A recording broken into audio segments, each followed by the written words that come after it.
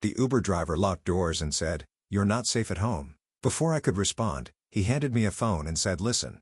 My name is Alina Rivera, and the night I thought would be ordinary nearly broke me. I got into an Uber after a long day at campus, expecting nothing more than a quiet ride home. But a few minutes later, the driver clicked the locks, looked at me through the mirror, and said in a low voice, 'You're not safe at home.'" My chest tightened, and before I could even breathe a word, he reached into the console, handed me a phone, and said, "Listen, if you're already on the edge of your seat, make sure to hit subscribe and comment where you're watching from, because this story is one you will not forget." That night had started out so normal. I was leaving the library after a late study session.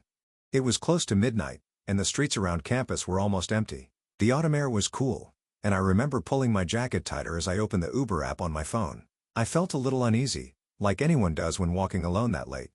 But I told myself I'd done this dozens of times before. When the car pulled up, I slid into the back seat, grateful to be inside. The driver looked to be in his early 40s, quiet, wearing a baseball cap pulled low over his face.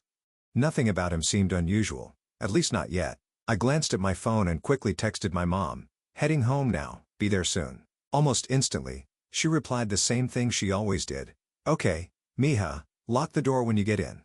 That small routine comforted me. I smiled at her words, thinking how my mom always worried, never realizing that in just a few minutes, I'd be fighting to understand why she was the one in danger. The hum of the car engine filled the silence, as I watched the familiar street slip away. At first, I thought maybe the driver was just avoiding traffic, but something felt off. I leaned closer to the window, scanning the street signs. He had missed the turn that would take us straight home. My heart gave a quick jolt, but I tried to stay calm. Maybe he knew a shortcut, I told myself. Still, I opened my phone to check the map, and that's when I heard the faint click. The sound was sharp, unmistakable. The child locks. My hand reached instinctively for the door handle, but it didn't budge. That's when his voice cut through the quiet, low, and steady. "You're not safe at home." It was such a strange thing to say that for a moment, my brain froze. My chest tightened, and a wave of panic spread through my body. I forced myself to speak, my voice trembling. "What do you mean? Take me home right now." He didn't answer my demand.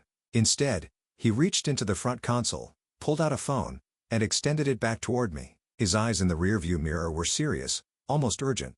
"Listen," he said firmly. I hesitated, my hand shaking as I took the phone. I pressed it to my ear, expecting a stranger's voice, maybe some sick joke.